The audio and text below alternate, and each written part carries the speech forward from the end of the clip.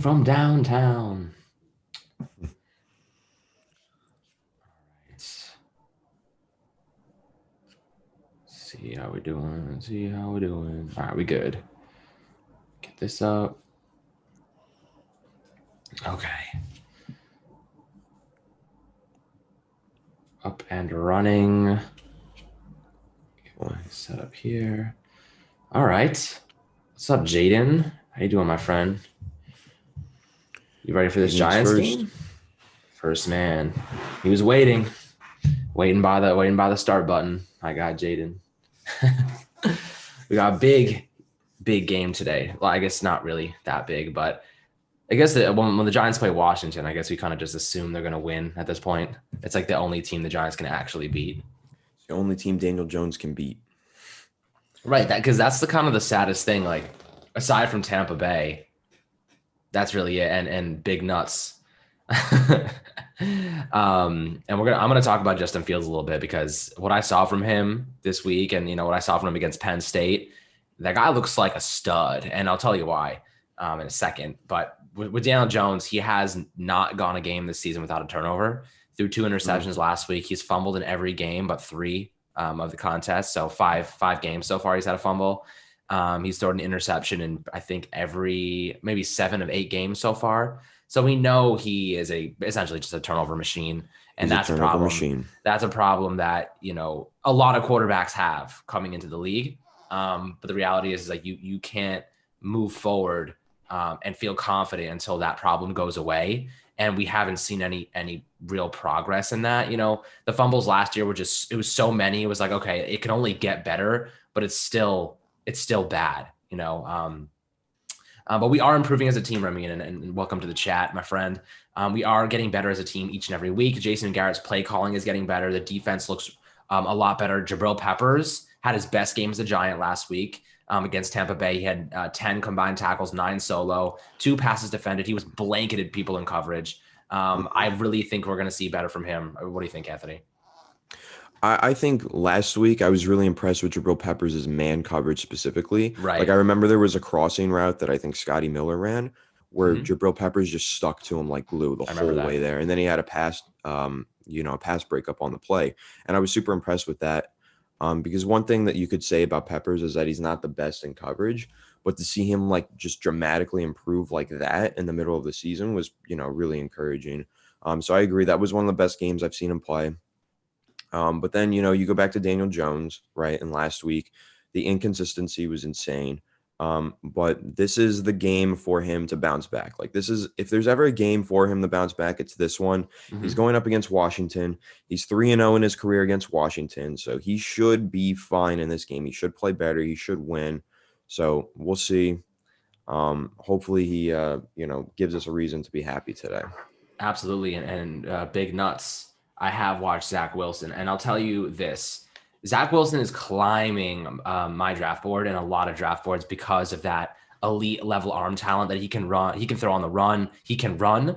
But his frame is not as good as Justin Fields. I think Justin Fields can do everything Zach Wilson can do with better technique, with better mechanics, and he has the frame of an NFL quarterback. What I like about Justin Fields compared to last season his receivers were wide open. This year he's throwing them open. Big difference. I think Justin Fields actually might be climbing on Trevor Lawrence and could be in contention for that number 1 overall pick. That might be a hot take. But I really do feel as though he is capable of being an elite level quarterback. If you've watched him this year, he's making NFL level throws on a weekly basis, throwing into tight windows, incredible arm strength. He can run. He's a superior athlete to Trevor Lawrence, and his arm talent is getting better and better and better.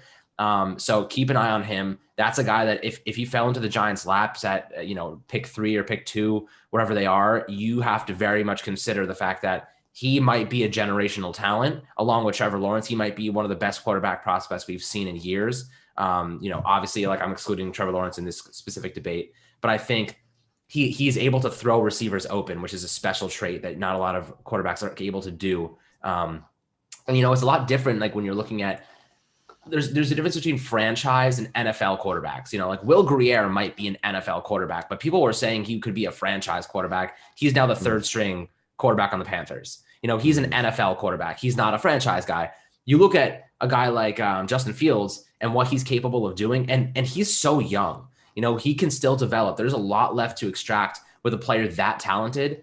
And he doesn't have those same turnover problems that Danielle Jones did in college either. So you're looking at him saying he's a more complete product entirely. And I think that the Giants kind of would be silly if he's on the board and they're not like, we don't have much of a choice here. But if you have a very good quarterback, it makes up for a lot of weaknesses. You can get away with like sometimes having a subpar wide receiver corps. Like look at the Packers. Even when Devontae Adams was out, Aaron Rodgers still managed to score to Robert Tonyan or whatever. That's what you have when you have a franchise quarterback. You can get around some of these problems. But I really am liking what I'm seeing from him this year. And obviously Trevor Lawrence has COVID right now, so he's not playing. But then again, Clemson's quarterback yesterday had a fantastic game. So you're saying maybe it's just a system. Yeah, maybe it's their system. Well, I think it's definitely part of the system. Like the system definitely plays a role in this, but I think that's true for a lot of college quarterbacks. And I think, not to disagree with Jaden here, because I think Justin Fields is excellent, but he does play at Ohio State, and Ohio State has had a system that has been very, quarterback friendly for years. Like Dwayne Haskins looked amazing in that. I don't remember the guy they had before that, but he looked amazing. Like every quarterback that steps into Ohio State system just looks like a generational talent. So I think, and Justin Fields goes through his progressions, unlike Jones. Jones gets locked into his first read all the time, and it's one of his biggest problems, maybe his biggest problem. He's turned into somewhat of a one-read quarterback. And Justin Fields can go through his progressions, and he had like more touchdowns and incompletions I saw yesterday, which is insane. But I do, and I always will question an Ohio State quarterback. Like, are they just a product of a system, or can they actually go beyond that? Right. No, you're right. And the thing is, Ohio State quarterbacks, I mean, look at his offensive line, though. Like, he has so much time in the pocket. Most quarterbacks should be able to hit those throws, when you have that much time. But he's actually getting his receivers open with his throws and making very, very accurate balls, especially downfield. If you watch his downfield balls, they are of rockets, and he's fitting into tight coverages. So it's pretty impressive to see at this point, and he's a very good athlete. So I'm interested to see how this progresses, how the Giants view the quarterback position moving forward.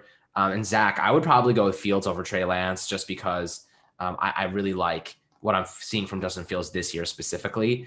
But this is the whole dilemma that we're going to face for the next 8 weeks, and I'm going to ask you guys, do you think that Danielle Jones can develop into a player that we feel confident about on a weekly basis and that can be the future? Because right now I'm kind of in the boat that's like, if he continues to turn the ball over at this astronomical rate and these turnovers don't stop, these fumbles don't stop, you can only give so much time to a quarterback before you have to say, we have to go a different direction, because there's a very short window for the Giants to turn this thing around. They don't have another 2 years to turn this thing around. They have the youth coming up right now that's starting to develop into a pretty decent defense, and their offensive line, the rookies, they're going to get better. You don't have all the time in the world, because eventually you're going to have to pay these guys. You need to have a quarterback on a rookie deal. It means way too much not to have one. And if they draft a guy like Justin Fields, you're in a position now where, let's say you trade Danielle Jones for a second round pick or some sort of decent value. You gain that back, and then you have Justin Fields on a fresh rookie contract, and you kind of just hit that restart button with a better quarterback. I think that's an ideal scenario. So I'm interested to see what you guys think about that. If you think Danielle Jones can be the guy, or they're going to go kind of the direction of, let's see how this draft plays out, who's on the board for us. Because I think that Trevor Lawrence, Justin Fields, and Zach Wilson will all be, and maybe even Trey Lance could be in contention with the Giants, but they're going to have a top 5 pick. So I imagine they'll probably have their pick of Fields or Wilson, but probably not Trevor Lawrence. Yeah, my thing is I'm still kind of undecided on Danielle Jones. A lot of people, especially in this chat, have seemed to make up their mind and are ready to move on. I'm still pretty undecided because I want to, I've been saying stay patient with young quarterbacks, and I do hold true to that. I think we have to be patient, but we just haven't seen him develop the way that we would like. Like, we've seen him improve things in the pocket. His pocket presence has gotten better, but he's still throwing meaningless interceptions. He doesn't throw the ball away, so how much better has his pocket presence actually gotten is kind of debatable. And then the accuracy last week, at least, was like a real big problem. and we haven't really seen that before. So it's almost like he's regressing and not progressing. So it's super concerning. And then you look at the guys in college, and they're all super, super impressive. And, like Justin Fields is dominating. Trevor Lawrence is dominant. Zach Wilson looks amazing. Trey Lance even looks good. So you look at these guys and you try to compare them to Daniel Jones, and you probably do come to the conclusion that it's time to move on. Like, this guy is just not good enough at this point in his career. He's not progressing fast enough. Like you said, having a quarterback on a rookie contract is huge, man. That's the only way you win Super Bowls nowadays. Like, unless you're the Patriots, you have to have a guy on a rookie contract. Like, that seems to be the formula that works in the NFL right now. So I don't know. This is a debate that we're probably going to continue to have for the next 9 weeks, probably even longer, all the way up until the draft. But the only thing is, every report that I read and every piece of information that I get is that the Giants aren't going to move on from Daniel Jones. They are not going to do it. So, I hate to burst the bubble, but Joe Judge believes in Daniel Jones, and Daniel Jones is Joe Judge's guy, and Joe Judge is going to be running the ship from now on. Gettleman is just a talking head now. He's going to be out of the door soon. I agree. Daniel Jones is his guy, so I don't know. It's hard to get too excited about these quarterback prospects. Right, and there's 2 points I want to hit on with that. The first one is I actually totally agree with you on the Dave Gettleman side of things. I think he's more of just a background piece at this point. I don't think he's actually helping make those decisions as much as he was before. I think it's Joe Judge and the coaching staff that are actually, fitting pieces to the mold, because they know. I mean, they're basically just using Dave Gettleman for his relationships and his negotiating abilities, which who knows if he's even good at that after the Leonard Williams deal. But that's kind of the point. And just to hit on something before that we came on the podcast on the live stream, the Giants were but they were fielding calls for Evan Ingram and Dalvin Tomlinson during the trade deadline. So they didn't sell on either of them, which means 2 things. One, Evan Ingram, they see as a very big piece to this offense and a playmaker. Dalvin Tomlinson, he's in the final year of his rookie deal, so he's getting paid after this season. And them not trading him means they're going to pay him. You don't give up on draft capital in a rebuild year when when you have a guy on a rookie deal that you could gain some sort of capital from. That means they're going to pay him, which in my theory, but I believe that that means Leonard Williams is going to be gone. I don't think they're going to retain Leonard Williams, because you have Dexter Lawrence, Dalvin Tomlinson. Because think about it, Dalvin Tomlinson is an elite run stopper, right? Leonard Williams is a good run stopper and a good passer. He's pretty much a well-rounded defensive tackle. I think that you can do this. You can supplement in 2 ways. The first one is Dexter Lawrence is going to get better. He's going to be a bigger focal point of this defense next year, especially if Leonard Williams is gone. You keep BJ Hill, who's going to be cheaper. That's your run stopping defensive tackle. Then you go out and you spend the money you didn't spend on Leonard Williams on an elite pass rusher. So now you have that outside linebacker, elite pass rusher presence that we don't have right now. Kyler Fackrell isn't really getting that type of production done. He's good, but he's not great. And then you have Ocean Eximitis and Lorenzo Carter, who are injured. Who knows what they'll be next year, coming off significant injuries with Carter, at least. I think you go out and you say, and Jordan, you mentioned Gregory Rousseau. That's a very, very talented guy from Miami. You could go that route, or you could use the money in free agency. I mean, the only problem with Gregory Rousseau, though, is that he is very much like a defensive lineman. So I don't know if he can actually make that transition and become like a stand-up outside pass rusher, like an edge rusher in the NFL. That'll remain to be seen, and that's something that I think a lot of scouts are going to be questioning over the coming weeks and leading up to the draft. So that's something we have to look into with Gregory Rousseau. Can he actually be a stand-up edge rusher and fill that role that Lorenzo Carter plays, where he stands up and then they move him around, he drops back into coverage sometimes? I don't know if Gregory Rousseau can do all of that. He might actually work better on the interior, and I definitely don't want us to draft another interior defensive lineman early on. We've invested enough over there, as you were saying.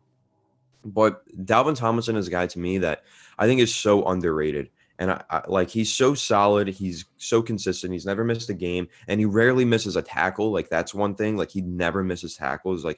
Always there to plug the holes and make plays in the run game. And occasionally he will get busy against the pass, and he'll pass rush. He'll get a couple of sacks here and there. I know he had 0, I think, in his second year, but he had 4 last year or something. So, Dalvin Thomason, I'm a big fan of his. I definitely hope that he's here for the long term. And I hope that there is a way for the Giants to re-sign Leonard Williams and Dalvin Tomlinson. I'm also well aware that that is going to be really tough because that's a lot of money to invest in just the defensive line. And then you have to go elsewhere and spend it elsewhere. So, I think that's really more of an indictment on the predicament that Dave Gettleman has put us in. And you can just complain about that because we've all been complaining about that. He's put us in a bad spot. But, for the most part, like, I am happy with this defensive line. I think that it really could be one of the best in the league, especially if it got more help from the edge rushers. Like if we did have a really solid, like number one pass rusher on the team, I think even the defensive lineman would benefit from that. And I think he would benefit from how good of a defensive line we have. So like it goes hand in hand. So I think that this is a core that they want to keep around. And I think that they should, going into the draft, they should try and re-sign both of these guys in free agency or in the offseason, and then move on to the draft and try and find that elite pass rusher that they can pair with them. Gotcha. Yeah, no, I agree with you. I don't know why I just looked up Kirk Cousins' contract because I was thinking kind of how the Giants could get out of this situation and get a new rookie quarterback on the deal. I was like, oh, maybe the Vikings would be a good trade partner for Danielle Jones in my head. And then I look at his contract and fully guaranteed. Damn, Minnesota is screwed. Yeah. Screwed. They owe him $21 million this year. $31 million in 2021 and $45 million cap hit in 2022. Yeah. They backloaded the contract, dumbasses. Holy shit. And it's fully guaranteed. They can't get out of that contract. They just have to play it out. Like he's just there. That is unbelievable. I cannot believe they trapped themselves with a mediocre quarterback like Kirk Cousins for that long. He never looked like Aaron Rodgers, Tom Brady level. Why the hell would you pay him that much? But that's the thing, though, is the quarterback position. It's so rare to actually find that guy. It's so difficult to do.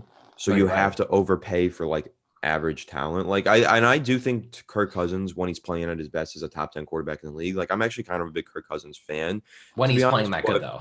Right. When he's on top of his game, he's a top 10 quarterback. It's just, consistency. Same thing with Daniel Jones. Like Daniel Jones reminds me of Kirk Cousins sometimes. Like except he's more athletic. Yeah, right.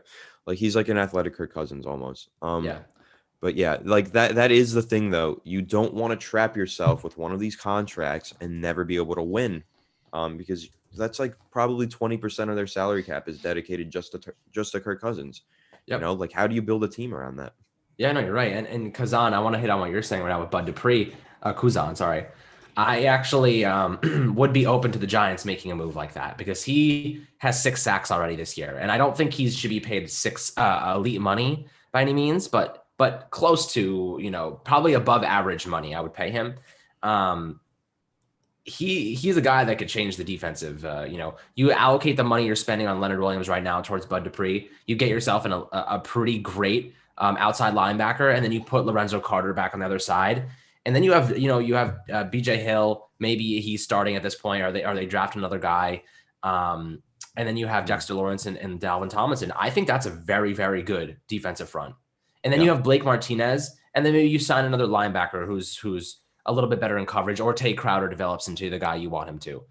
Still to be seen. Then you have Xavier McKinney. Obviously, you draft another cornerback. There's a lot to do. Obviously, this upcoming offseason, a lot to do. But I honestly think that if you could draft a quarterback and trade DJ for a second round pick, I'm not against that. I'm not completely against that.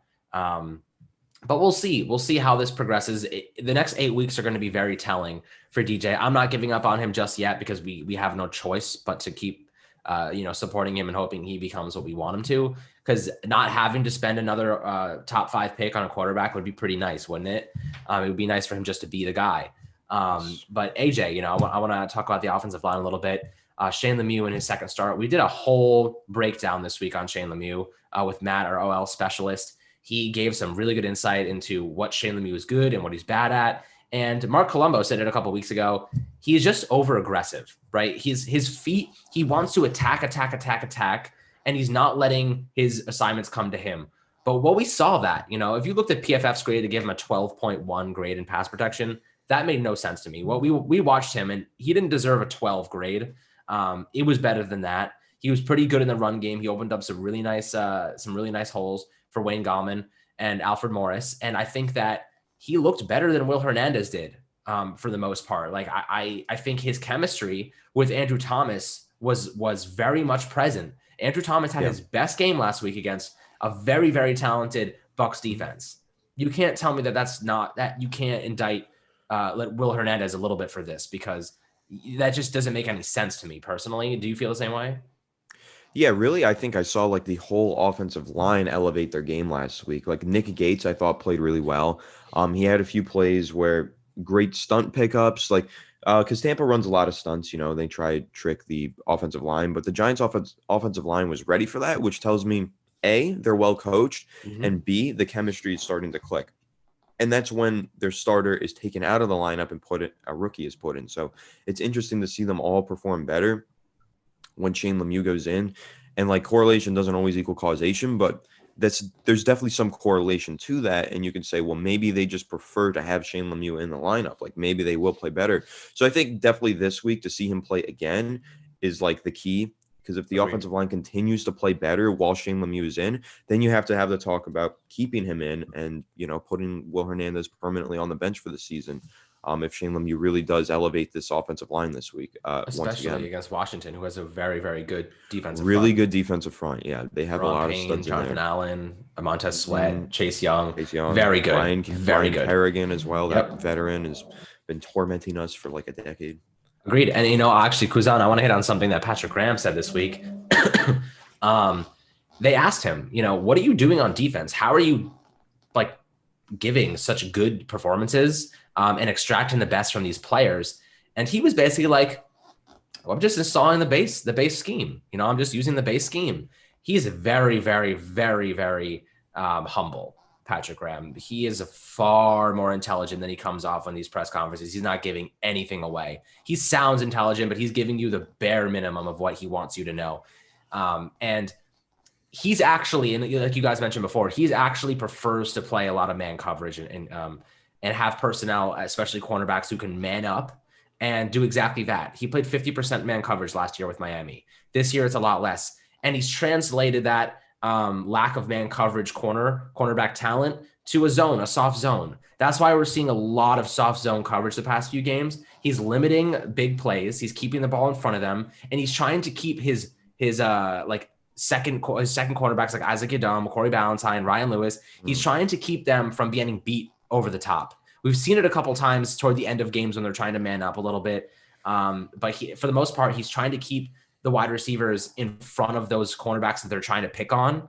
And I like that, mentality, because you can give up a touchdown on one play, but if you can hold them to and force them to make good plays the entire drive, let's say a 15-play drive, if you can make them play 15 plays and all it takes is one mistake, but if you give them the opportunity to throw deep on your worst cover cornerback because you're playing man and he gets beat on the long ball, that's one play and a touchdown. So you force them to make mistakes. I get that mentality. Yeah, one thing I want to throw out there again, I think this is kind of a crazy idea, and I've definitely been told it's stupid before, but I'd like to see Jabril Peppers play cornerback for a game. I'd like to see him line up at CB2. He said in the offseason that he would love to do it. Let him do it. Just, line up at CB2. His man coverage has looked really good lately, especially last week. That would have been him guarding Scotty Miller, and he did that, and he locked him down when we saw him do it. So if he could just stand out there on an island by himself, I don't know how it would go, but I'd like to see how it goes. At least, when Xavier McKinney reenters the lineup, because Xavier McKinney is definitely he definitely plays a role very similar to Jabril Peppers. He gets down in the box, he stops the run. He's not that rangy free safety, that's just going to roam the middle of the field. He'll do it all. He'll play some man coverage on tight ends and slot cornerbacks. That's what he's good at. And it's a similar playing style to Jabril Peppers. So it's kind of redundant to have both of them playing safety at the same time almost. So I feel like if we could just at least see if Jabril Peppers is capable of playing cornerback, because if he is good at cornerback, that would just be huge, and I get a lot of people don't want that to happen because he is so good playing in the box and playing run support. And Kuzan actually makes a good point. He got dunked on by the Eagles running back. He usually does, but we always get dunked on by Boston Scott for some reason. For some reason, Boston Scott is just becomes Walter Payton when he plays us. So, but Peppers I don't know. I want to see him give it a try. He said it in the offseason that he wants to do it. So if they can at least just put him there for a few snaps, I'd be happy with it. Yeah, I'm looking at JC Horn right now, like you guys have been mentioning in the chat. And like you guys said, he's a physical cornerback. He can match up with X receivers. 6'1", pretty lengthy, and he has the NFL bloodlines with Joe Horn back in the day, a wide receiver. So I'm pretty intrigued by this guy. He looks like he's going to be a first-round cornerback, so that kind of makes it difficult for us unless we trade up to get him or he drops for whatever reason. But the physical cornerback, I love that, and that's kind of what they wanted DeAndre Baker to be, by the way. They saw him as that physical cover corner out of Georgia, and he would have been a very, very good corner for us. I honestly believe that. I honestly believe he had a really tough time in year one because he was playing zone coverage, not to play to his strengths at all. James Betcher was really just utilizing him to his weaknesses, and I think that he was getting better as the season went on. But these red flags, man, you have to get away from those. You can't be drafting guys like that anymore. You have to be able to identify those things. There's no way they interviewed him and were like, there's no problems with this guy, So you have to see what these players are doing. And I'm sure they're going to be much better at evaluating them personally in the future. But we really lost out big with DeAndre Baker. Like, that was a huge miss. There have been a couple of fireable offenses for Dave Gettleman. I think DeAndre Baker's pick, trading up to get him, it should be at the top of the list, or at least close to it in terms of offenses. I don't know. I mean, it's kind of hard to blame the guy because DeAndre Baker got arrested. And so, I don't know, like, you couldn't really foresee that, but there were red flags in college that should have made him stay away anyway. He didn't even know the playbook last year. Remember? He was like, I don't even know what's going on. Well, the problem is I don't think he was a scheme fit. Like, he was not a scheme fit. He was playing a different role than he was used to playing at Georgia, and he shouldn't have been playing that role. So that was part of the problem. But then also he just didn't look good. So that's kind of a problem if you don't look good when you're playing. So I don't know. There's a lot to that DeAndre Baker discussion. And now we're just kind of stuck here with no CB2. And I do think that we'll be able to find somebody in this year's draft. Like, I'm looking at the list of prospects on the Draft Network. There's a lot of really solid guys coming out in the first 2 rounds at cornerback. Like, Dante Samuel Jr. From Florida State. Like, he's pretty solid. He's going to be in the second round. J.C. Horn, as they mentioned. And then you've got, the guys who are towards the top, Patrick Surtain, Caleb Farley, Sean Wade. Like, these are a lot of, really good guys. And I definitely think that, we'll be able to find someone. But it's definitely a point of emphasis. If we don't plan on drafting one, they have to sign somebody, because we can't have this revolving door at CB2 next year as well and expect to win games. Agreed. And Big Nuts, that's a hilarious name. Could have got DK, but we got DeAndre Burglar. Yeah, that's pretty funny. It's always fair, coulda, nobody wanted to draft DK. Nobody. That's what I'm saying. I think I give Russell Wilson tons of credit for what he's doing with DK Metcalf, because I've heard that he's brought him into his circle, his house, and tried to instill confidence in him. You'd be surprised how much confidence affects a player and their quality of their game. Because as an athlete myself, and I'm sure Anthony can attest, or any of you guys, when you're feeling good and you feel like you're about to have a good game, you usually do. But if you feel like crap and you don't, you're like, I'm not going to catch this ball. You're going to drop the ball. You're not going to score a goal, whatever it might be. So confidence goes a long way. And I think Russell Wilson has said to him, I'm going to be a all-pro quarterback for you. You just have to catch the goddamn ball. All you have to do is catch the ball. I'm going to put this in your freaking breadbasket. So I really I like that connection. I don't think DK would have been nearly as good as he would have been for us, just because of what we have to work with. But, that being said, the Giants are a work in progress. We're not close to being great, but we're close to being okay, is what I would say. We're not bad. We're not a bad team. And I give Joe Judge a ton of credit for that. I don't think we're a bad team. Competing against Tampa Bay proved that. I think we're pretty bad. I think we're a pretty bad team. I do think that we're a well-coached team, though. I think fair. Joe Judge and Patrick Graham have done an excellent job, but I think that there is just a severe lack of talent on this roster. There is just fundamentally something wrong with the makeup of this roster, and you have to obviously put that all on Dave Gettleman. Dave Gettleman is bad at his job, but so far it seems like Joe Judge is really good at his job, and I think that we can at least hold on to hope for that and look towards the future and say, once we get a few more pieces on the defense and, another playmaker on offense to relieve some pressure from the quarterback position, then we'll start to say, yeah, we're a good team. I'll disagree. I don't think we're a good team right now, but I do think we're getting there.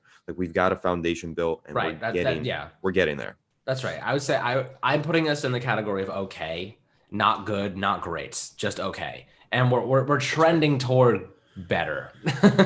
We're trending towards good. Now. You know, we're trending towards getting better. I just still think Let's see that we're how a pretty today bad goes. team in general, though. Yeah. Let's see how today goes because Washington, believe it or not, has the best passing defense in the league. Yeah. They this only is allow a very winnable points. game, though. It's a like, trap by game, far, I feel we like, should win right this now. game. And so once we lose, we're all going to be really pissed. Well, we won last time by 1 point. I predicted a 27 to 13 or 12. I don't know. 13, I think, game score. So we'll see how it goes.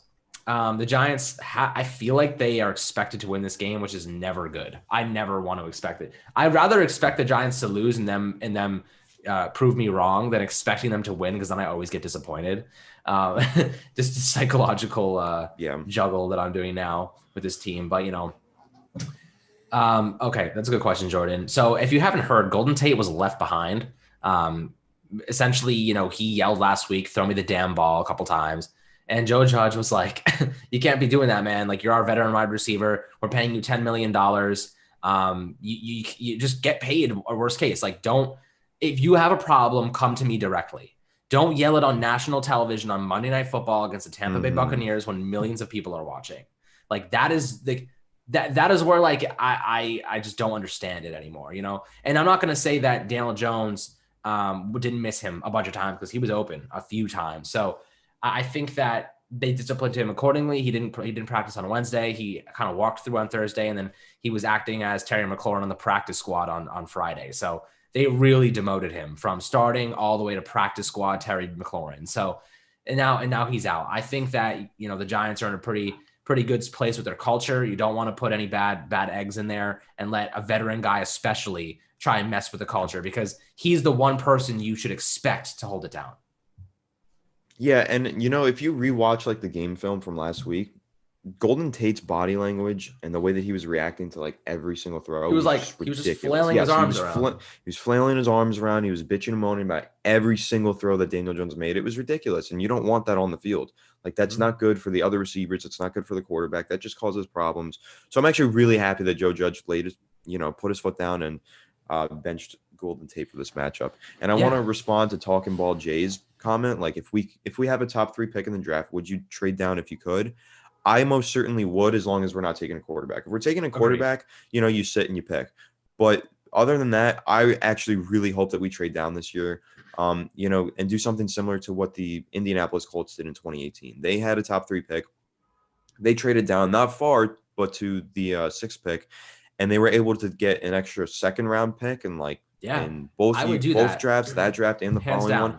One of those, I think, turned into Darius Leonard. Darius Leonard. Yeah. And, I just think like trading down can do a lot for your team. You can really, if you want to rebuild and rebuild quick, trade down at the top of the draft and you'll get so many assets. And as long as you hit on those draft picks, you'll be in good shape. Yep. If we're not going quarterback, you trade down and then you have 2 second-round picks and obviously your first-round pick, which is still probably a top 10er.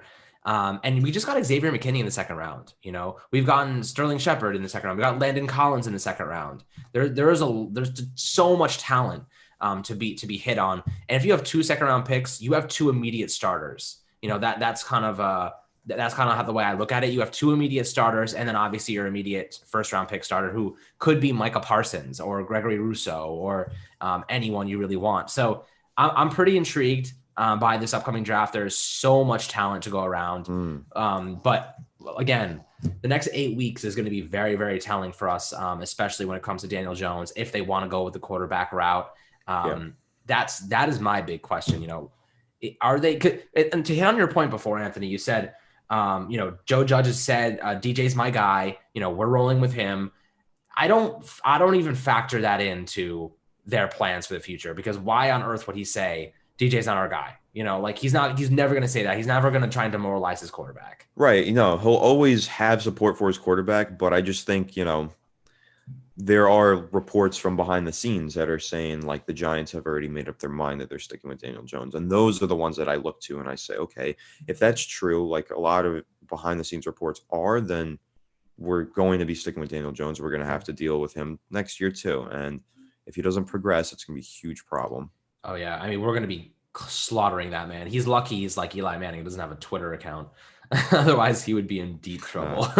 He has one, but he just doesn't use it. Yeah, But yeah. if he were active on there, dude, if he were active on there, he would never sleep. Like if he was Dwayne Giants Haskins, fans would just be killing him all the time. Yes, that's oh my God. exactly what I was thinking. That's so funny. Yeah, if he was Dwayne Haskins does not get off of Instagram or Twitter. I mean, he tweets stuff all the time. He would just be on completely social destroyed. media constantly. Yeah. Yeah, that's a bad. You don't. If you're a franchise quarterback, you don't want to be on social media because the second you make a bad throw, you are in trouble. You know, you're going to be slaughtered by any fan base, especially New York. And that's why, we added Dante Pettis this week, before we hop off in a couple of minutes. The game's about to start, but Dante Pettis, pretty decent player. He's had some problems in the past, came in overweight in 2019. Barely has played any snaps this year. I think he has like 0 catches.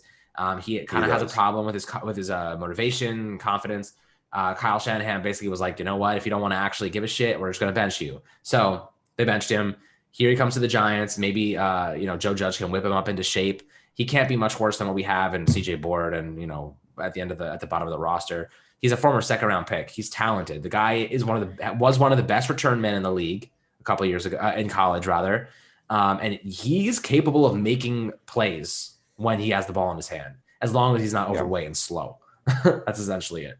Yeah, I mean, he's a burner. He's a big play threat, and I'm happy that we got him off waivers. I don't know what kind of impact he's going to have. The Pats it's wanted kind of him. hard to tell. Says a lot. The Patriots did want him, so that's worse. always interesting. But that's also, you can say that's really interesting, but you can also make the connection that Joe Judge is from the Patriots lineage, so that probably has something to do with it. Like he has a similar way of thinking that the Patriots have. And at the same time, but what else does it tell you? It tells you that Joe Judge has some influence. He's like, I want this guy. They're going to say, all right, let's go get him this guy. I mean, he has a lot of influence, I think. I believe so too. But with 4 minutes left, let's do our score predictions for today. I said mine before. I think it's going to be 27-13. The Giants will win this one big. I think coming off last week, they're confident and they're going to put together a pretty good game for us to enjoy. We like to predict Giants wins here, so I will do that. But honestly, I feel like this is Washington. This is the one time it's Washington, so this is the one that we should win. But that's why it's like I don't feel right about this. I don't feel like we should be confident in a game. You know what I mean? Like I feel like it's going to sneak up on us somehow, right? So like I'm paranoid now. I'm gonna go 24-21. I think it'll be a close one. It shouldn't be, but it will be. And I think we narrowly squeak out a victory, just like last time.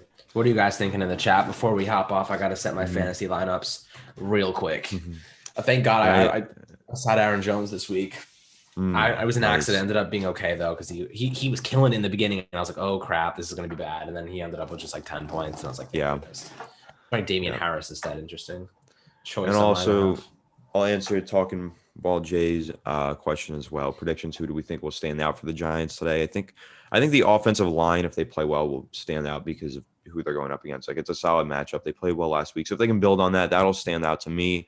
And I think that Danielle Jones will stand out today. I think that he will actually play well, and we'll be happy with that. But we'll still have questions long term. But he's going up against Washington, and he always plays well against Washington. So I'm going to assume that Danielle Jones is going to play well today. Yep. Let's hope so. I would really like to actually use that first pick on a position that we haven't had to spend on recently. It would be kind of nice. But anyway, appreciate everyone for tuning in to the live stream today, and we will be back next week, of course. And bye week coming up, we'll do something cool for then, and figure out some creative stuff. And obviously we have the podcast or something. Yeah, I like that. We could play the what's the game after that? It's not the Eagles. It's the Bengals. Yeah, we could do Giants Bengals. That'd be kind of interesting. So maybe we'll do that. We'll live stream Giants Bengals at 1 p.m. on Sunday. I'm kidding. I'm going to be watching Red Zone. No way. Maybe Saturday. So we'll figure it out though. We'll do something fun. Exactly. We have the podcast coming out this week. Obviously, any written content you like to consume, we have it on the website pretty much instantly. Any breaking news, information, stuff leading up to the game, go check it out. EmpireSportsMedia.com. Go to the Giants section. I customize it for you guys. So it has the podcast, the YouTube, the written content, the social media. It's like basically your own little haven.